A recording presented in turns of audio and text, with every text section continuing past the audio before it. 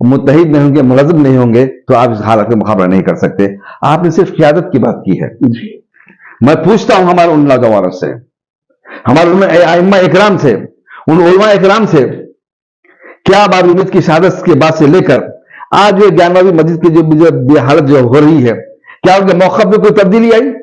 हमारे नौजवानों की रोजाना आवारागर्दी में कोई तब्दीली आई? जिंदगी कुछ मकसद से वो जो है वाबस्ता हुए कि उन्होंने मकसद इख्तियार किया कि हम आज से आवारागर्दी को छोड़ते हैं, हम आज से गुटखा खाने को छोड़ते हैं, हम आज से जो है गांजा पीने को छोड़ते हैं, बड़ों का को एहतराम करते हैं, मस्जिदों को आबाद करते हैं, हमारे अपनी सेहत बनाते हैं, मुलज़्ज़म होते हैं, मुत्तहिद होते हैं। क्या किसी आलिम ने जो है वो ये सोचता है कि अगर मैं आज अगर खत्म खुतबा दे रहा हूं तो इस मसले की बुनियाद पर मुसलमानों का आपस में लड़ाने का खुतबा जब तक ना दूं मेरी नौकरी बरकरार नहीं रहेगी? ये सोचने वाले आलिम ये जो है गद्दार है, मुनाफिक है, ये जो मिल्लत की क़यादत कर नहीं सकते। अस्सलाम वालेकुम नाज़रीन, मैं आपका मेज़बान सैयद अब्दुल रऊफ आज हमारे स्टूडियो में मौजूद है एक मशहूर और मारूफ शख्सियत जो कोई तारीफ के मोहताज नहीं, जनाब मुजाहिद हाशमी, जो कि आप अवामी मजलिस अमल के आप जनरल सेक्रेटरी हैं। आज हमारे स्टूडियो पे तशरीफ लाए और साथ में आप देख सकते हैं स्पॉट न्यूज के चेयरमैन मोहम्मद शाहिद भाई भी मौजूद है। आज हम एक सब्जेक्ट पे डिस्कशन करेंगे जो सोशल मीडिया पे वायरल है, यानी मुल्क भर में इस चीज के चर्चे किए जा रहे हैं। नाज़रीन, ज्ञानवापी मस्जिद के फैसले को लेकर कोर्ट ने जो फैसला दिया है उस ताल्लुक से आज हम बात करेंगे। हमारे साथ मुजाहिद हाशमी साहब है। जी मुजाहिद हाशमी साहब, सबसे पहले आपका खैर मकदम है हमारे स्टूडियो में। शुक्रिया जी मुजाहिद हाशमी साहब, आप जो ज्ञानवापी मस्जिद को जो कोर्ट का फैसला आया है इसको आप कैसा देखते हैं? यानी बाबरी मस्जिद के बाद में ये दूसरा फैसला जो कोर्ट का ज्ञानवापी मस्जिद को लेकर, और उसके बाद उसके फौरी बाद जज रिटायर हो जाता है, तो आपको ये तमाम चीजों को आप कैसा देखते हैं? अस्सलाम वालेकुम रहमतुल्लाहि व बरकातुहू। मोहतरम नाज़रीन, एक ऐसा सुलगता मौजू है जो मौजू बहस है न सिर्फ मुसलमानों में बल्कि इस मुल्क के उन आवाम पर जो ये चाहते हैं कि जो है दस्तूर की और कानून की बालादस्ती बरकरार रहे और दस्तूर में दिए गए तमाम हुकूक तमाम इस मुल्क के शहरियों को मिले। लेकिन आज जो है इस अंदाज से उसको पामाल किया जा रहा है। एक लम्हे फिक्र है तमाम मुल्क के आवाम के लिए।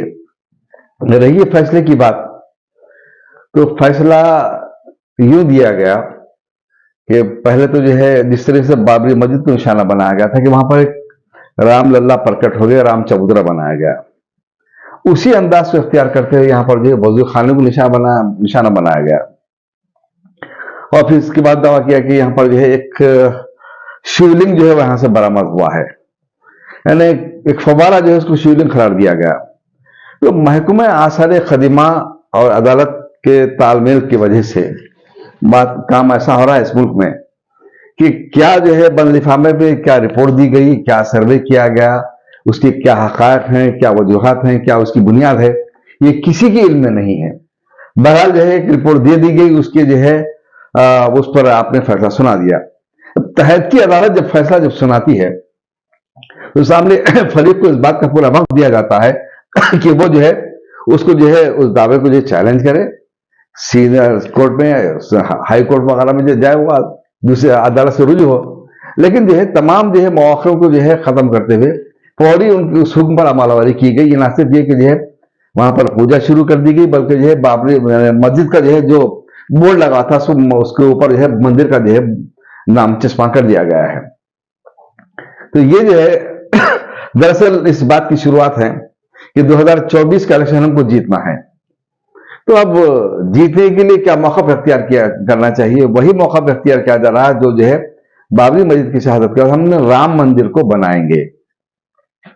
अब बाबरी मस्जिद का जो फैसला है इससे आप वाकिफ हैं, उसमें सुप्रीम कोर्ट ने इस हकीकत को कबूल किया कि ये बाबरी मस्जिद थी, इसमें नमाज होती रही और इसमें रात में चोरी छुपी मूर्तियां ला के रखना जुर्म था, इस मस्जिद को शहीद करना भी जुर्म था। लेकिन हम महज आस्था की बुनियाद पर इस जगह को हम जो है हिंदुओं के हवाले कर रहे हैं। एक ऐसा फैसला है जिसने आस्था के कई दरवाजे खोल दिए। आज बुद्धिस्ट भी इस बात का दावा कर रहे हैं कि ये इनका मंदिर है, जैन भी इस बात का दावा कर रहे हैं कि ये इनका मंदिर है, यानी कोई सबूत तो सिर्फ मुसलमान ही रखते हैं। तो ऐसा फैसला जो है दिगर जो है आस्था के जो अकीदत के जो दरवाजे खोल दे, उसको फैसला नहीं कहा जा सकता, उसको इंसाफ नहीं कहा जा सकता है, फैसला करार दिया गया है। मुजाहिद हाशमी साहब, जैसे कि बताया जा रहा है कि वहां पे हिंदू संप्रदाय की चीजें भी जो है ना, वहां पे जो लोग वो पूजा पाठ करते वैसे भी चीजें बरामद हुए हैं। देखिए, इस मुल्क में आपको एक ऐसी मस्जिद में मिलेगी केरला में जिसका किबला रुख आपको जो बैतुल मुक़द्दस की तरफ मिलेगा।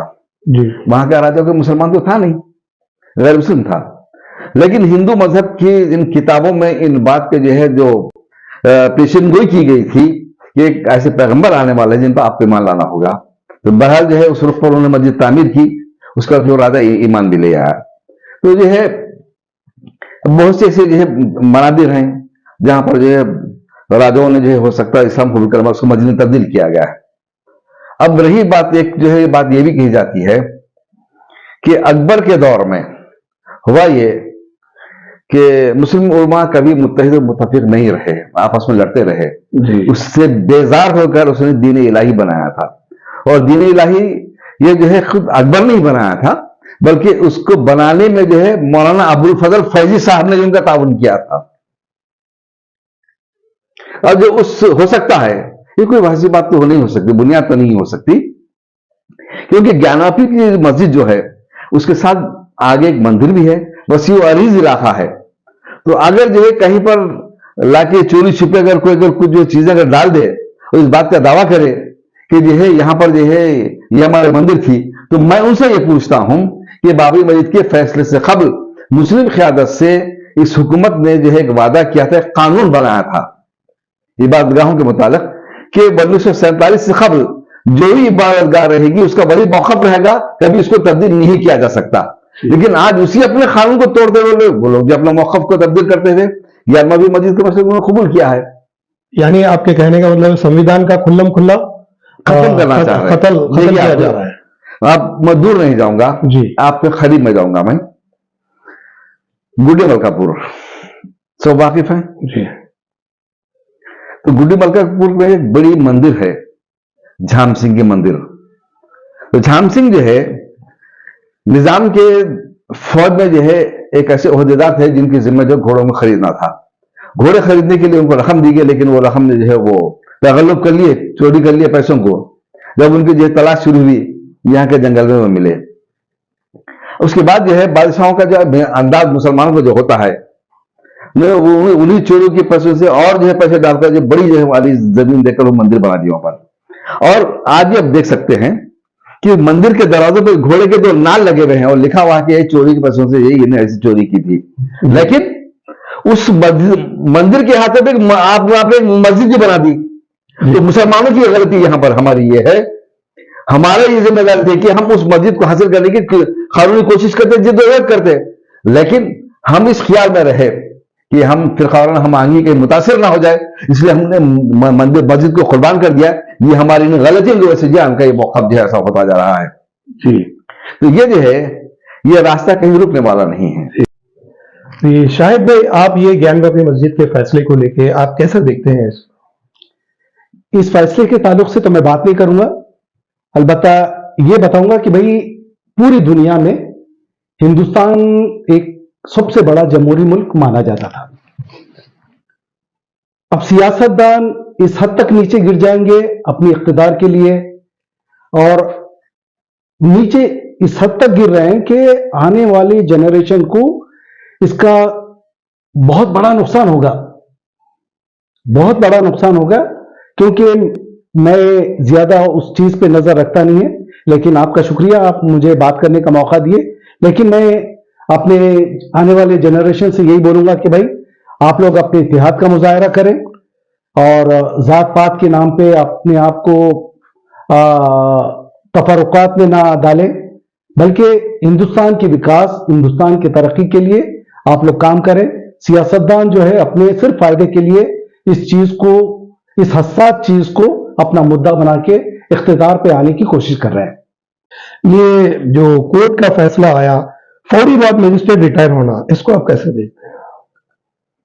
देखिए, फौरी कुछ लम्हों के बाद फिर ज्ञानवापी मस्जिद में पूजा पाठ भी शुरू कर दी जाती मैं आपके सवाल को समझ रहा हूं। जी। बात यह है कि जिन जजों ने जो है बाबरी मस्जिद को मतलब फैसला दिया, उनको राज्यसभा की रुकनियत दी गई, ओहदे दिए गए जी।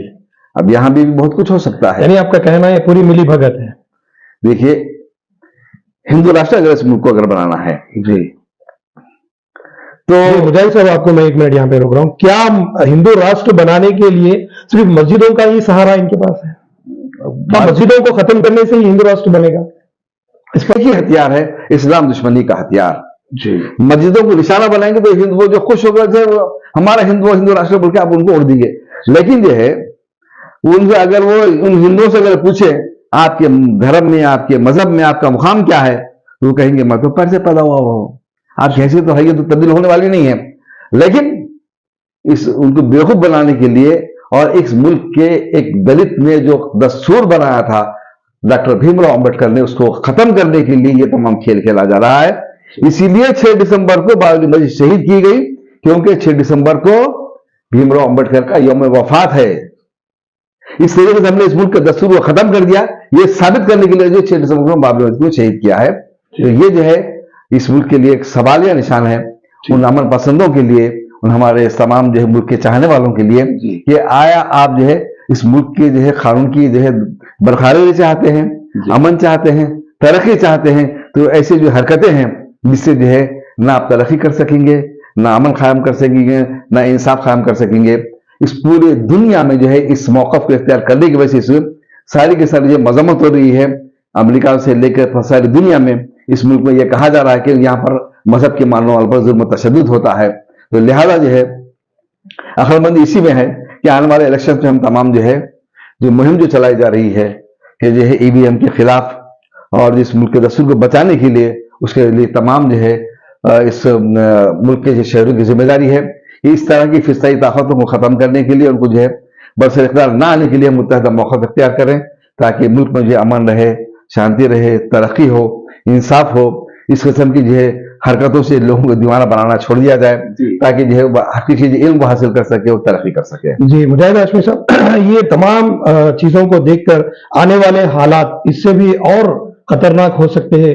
क्या आपको लगता है कि मुस्लिम क़यादत इस पर ताकत रखती है आने वाले हालात को रोकने की? देखिए, मुस्लिम क़यादत जो है